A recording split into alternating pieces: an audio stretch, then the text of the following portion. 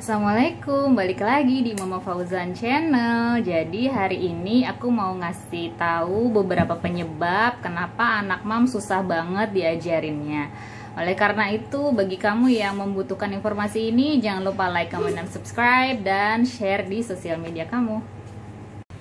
Oke mam, jadi sebelumnya aku mau jelasin dulu bahwa aku membuat banyak video latihan, stimulasi, terapi ABA di rumah. Itu aku punya asumsi sebelumnya sama teman-teman di rumah bahwa anaknya itu tidak ada yang namanya gangguan pendengaran, tidak ada penyakit kronis, tidak ada penyakit infeksi, tidak ada penyakit syaraf, epilepsi, seperti itu, atau panas tinggi. Terus kemudian tidak ada gangguan makan. Karena kalau misalnya ada semua tanda-tanda itu, mam harus menyelesaikan yang namanya PR-PR itu dulu gitu, masalah kesehatannya dan masalah gangguan makan dulu, baru bisa anaknya itu punya perkembangan yang baik ketika di terapi di rumah ataupun di klinik tumbuh kembang. Nomor satu, aku mau ngasih tahu tentang gangguan pendengaran. Sebenarnya ini gampang ya. Kalau anak dipanggil itu anaknya nengok, dan harusnya dipanggil itu ya dari umur 3 bulan respon, dari umur 6 bulan dia juga merespon, terus merespon lama-lama apa, kayak gitu ya. Tapi kalau misalnya dia tidak merespon, ya ada baiknya memang periksa lagi dengan tes berak. Kalau di Rumah Sakit Hermina Bekasi biayanya sekitar 850.000. Jadi mam usahain aja pakai BPJS ya, karena harganya lumayan.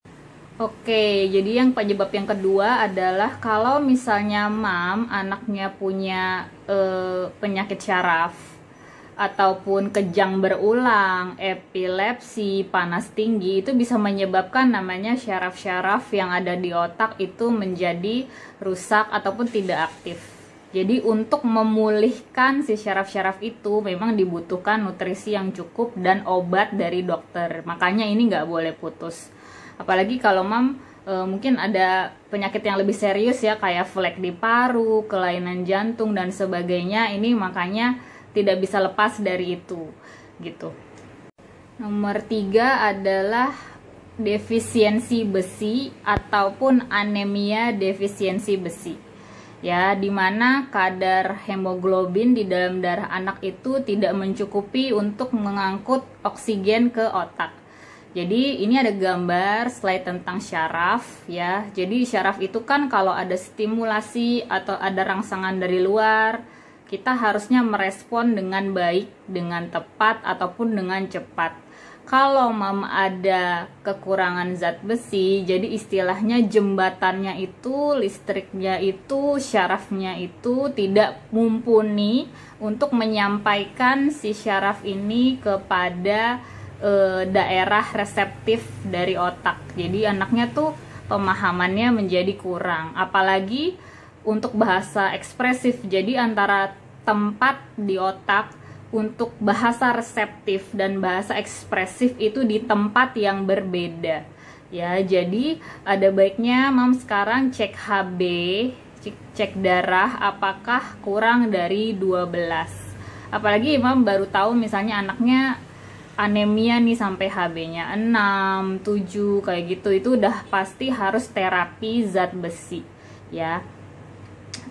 Kemudian kalau kekurangan zat besi itu biasanya tanda-tandanya tuh anaknya rewel dan tantrumnya itu berlebihan, reseptifnya kurang, terus kemudian gelisah, kabur-kaburan, kognitifnya juga kurang. Jadi mam bisa perhatikan nutrisi dari makanan, misalnya sayurnya harus banyak, terus kemudian buah juga harus banyak, kemudian daging merah, ikan laut, ayam gitu. Jadi diusahakan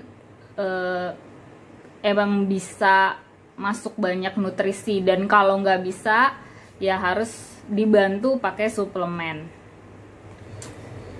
Buat yang nanya ke aku, Fauzan itu pakai suplemen apa dulu, justru waktu speech delay itu biasa aja sih suplemennya. Ini ada Scott Emulsion, terus ada Enephon C plus, terus dulu ditambahin zat besinya itu Sangobion Drops kalau nggak salah, sama zinc kit ya, zinc ini. Cuma ini sekarang udah nggak terlalu ngefek sama dia. Sekarang aku pakai Kids Tree dicampur Royal Jelly gitu. Ini buat amunisi dia sekolah.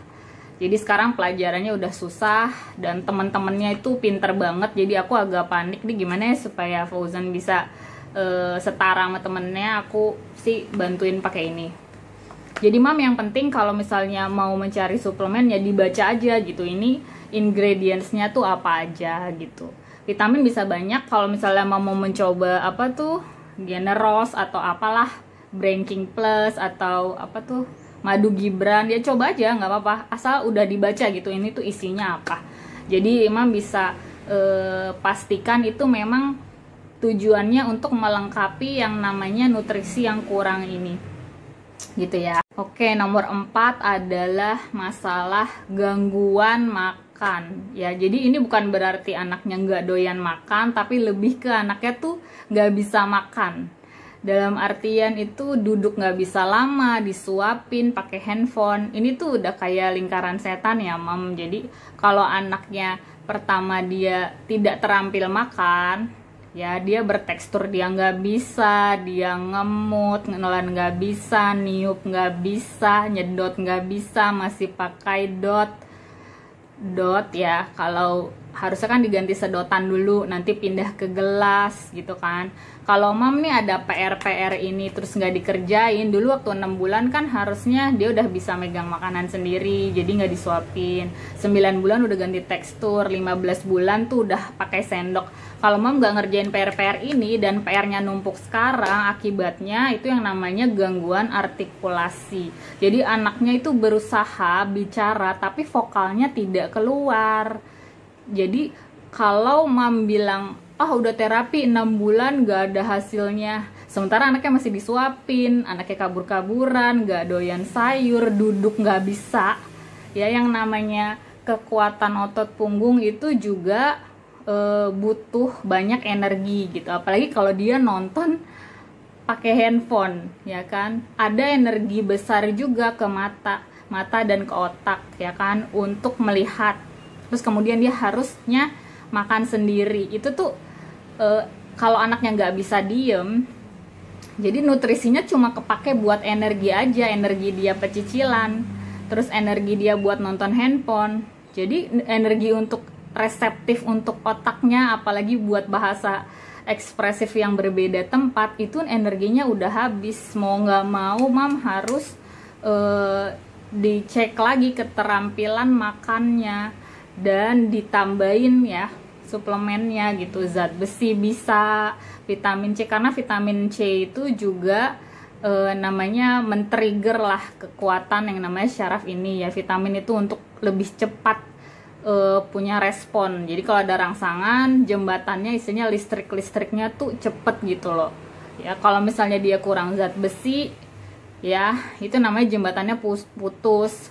Terus listriknya itu nggak ada, listrik dari syaraf ke syaraf ya, impulsnya, sinapsisnya, itu semua tuh dia nggak berfungsi dengan baik. Makanya anaknya kok nggak ngerti-ngerti ya, diajarin kabur, rewel, terus nggak konsen. Ya itu salah satu yang namanya kurang zat besi itu seperti itu. Nggak doyan sayur, nggak bisa ngunyah, itu nanti larinya ke gangguan artikulasi. Tapi kalau sampai kurang nutrisi, kurang vitamin, kurang zat besi, itu larinya bisa ke reseptif. Jadi pemahamannya tuh nggak ngerti-ngerti. Jadi kalau ditanya gini, mama mana ya? Terus dia malah jawab, mama mana ya? Itu kan namanya ekolali ya. Itu udah pasti reseptifnya itu dia belum ngerti gitu. Ini nanya kan harusnya jawabnya pakai kata, ya kan itu nama tempat ya. Ya kan? Itu dia jawab yang sama yang kita omongin. Itu udah jelas itu kurang banget. Ya istilahnya si syarafnya itu kurang vitamin C, kurang zat besi gitu. Mam coba dibaca lagi bukunya, buku vaksin itu yang dari rumah sakit kan abis kita melahirkan tuh dapat ya buku milestone perkembangan anak, pertumbuhan anak. tinggi badan, berat badan, lingkar kepala, semuanya tuh berhubungan. Terus kemudian kalau misalnya anaknya susah ngunyah, makanya terapi di klinik tumbuh kembang tuh sering banget dapetin anak gangguan makan. Jadinya terapinya tuh lebih ke arah terapi mengunyah. Jadi mam udah ngeluh gitu, ini 6 bulan gak ada kemajuan ya, anaknya aja gak bisa makan. Mam harus ngerjain PR itu dulu baru dia bisa ngeluarin vokal. Biasanya pakai stick es krim gitu kan, suruh gigit-gigit. Mam kalau ada kasa di rumah, kasa yang steril itu dibasahin aja pakai air mateng, atau mau pakai baking soda juga bisa kalau mau sekalian putihin gigi. Digosok-gosok ke sini, jadi lidahnya anaknya nanti gitu untuk melatih yang namanya lidahnya gitu loh. Terus gigit-gigit gitu, itu larinya ke otot mulutnya emang kurang. Kalau dulu Fauzan itu juga sempat mengalami gangguan artikulasi tapi dia ringan. Misalnya dia sebut apel, dia sebut ape, L-nya tuh ketinggalan. Jadi sama terapisnya tuh dikasih coklat atau es krim di sini. Terus nanti dia apel gitu kan. Kalau L kan lidahnya harus ke atas ya sampai sini, dia lama-lama bisa apel gitu. Jadi pelan-pelan mam, karena Fauzan itu nggak ada masalah reseptif, nutrisi juga oke. Jadi kalau aku ajarin itu dia bisa. Hanya masalah artikulasi, makanya tips and triknya tuh aku nanya sama terapisnya gitu.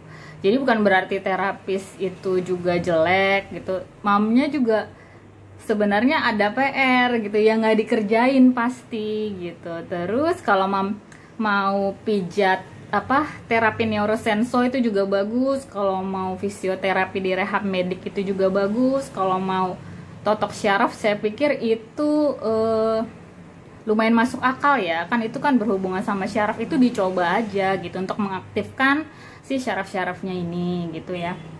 Terus kalau misalnya anaknya ada masalah pencernaan, penyerapan, jadi kita udah ngasih makanan nih tapi kok nggak nyerap ya, kok anaknya kurus ya. Kalau kurus itu lebih ke genetik sih mam, tapi yang penting tinggi badannya tuh kan, yang penting kan ke atas tinggi badannya ya. Lihat yang garis hijau deh di grafik itu pertumbuhan ya, dibaca itu. Kalau tingginya oke, terus lingkar kepala juga nambah. Kalau kurus ya emang genetik aja sih gitu ya. Jadi gimana nih kalau misalnya ada gangguan makan ya, HP-nya itu di-kick dulu. Jadi HP-nya itu sedikit-sedikit harus dikurangi. Terus kemudian latihan makan, latihan tekstur, tergantung nih masalahnya apa gitu loh. Masalahnya dia nggak bisa ngunyah, nggak bisa nelen, ya kan dikit-dikit. Kalau nggak bisa nelen, latihan pakai jus, pakai puding disedot, latihan niup gitu. Ini banyak banget ya mam PR-nya kalau misalnya mam emang dari dulu stimulasinya salah gitu. Jadi mam jangan juga menyalahkan terapis. Udah 6 bulan gak ada kemajuan, aku udah bayar mahal-mahal. Ya gimana, PR-nya tuh sebenarnya di mam. Misalnya 2 tahun belum bisa ngomong, ya mam 2 tahun aja nggak bisa ngomong, maksudnya sama mam aja nggak bisa, apalagi sama terapis yang dia baru ketemu beberapa bulan, itu nggak masuk akal. Dan ditambah lagi mam juga pakai handphone juga, terus kemudian jangan-jangan kurang zat besi, ya itu semua harus dievaluasi gitu. Jadi nggak bisa kita berharap kepada satu hal, kayak misalnya berharap sama terapisnya salah, berharap pada suplemen itu juga salah. Kalau misalnya cuma berharap pada ini bisa bikin ngomong, salah ya. Jadi kalau zat besi, suplemen itu bisa memperbaiki yang namanya nutrisi, si kemampuannya si sarafnya itu. Tapi kalau nggak stimulasi anaknya juga nggak bisa. Jadi urutannya jelas ya mam. Pertama itu perbaiki dulu kesehatan. Jadi kalau anaknya memang pernah panas tinggi, kejang gitu, mam mesti lebih sabar, karena memang kondisi syarafnya memang ada yang mungkin tidak aktif. Tapi kalau misalnya kejadiannya kejangnya udah lama, misalnya setahun yang lalu, mam harusnya sih udah pulih ya. Ya, tapi dipertahankan aja si si nutrisinya itu sama stimulasinya. Jadi kalau misalnya mam ini semua oke, reseptifnya sudah bagus, terus kemudian nutrisi juga bagus, baru deh bisa tuh tengok-tengok namanya latihan stimulasinya, video-video aku kayak gitu. Soalnya Kalau misalnya sekarang mau pada DM, "Mam, kok susah diajarin ya, ini gimana ya." Ternyata anaknya nggak bisa nelen, ternyata anaknya nggak bisa ngunyah, ternyata anaknya ya gitu, kurang zat besi gitu. Jadi semuanya mesti dievaluasi ya. Oke, sekian dulu penjelasan dari aku, dan sampai ketemu di video-video aku berikutnya. Bye.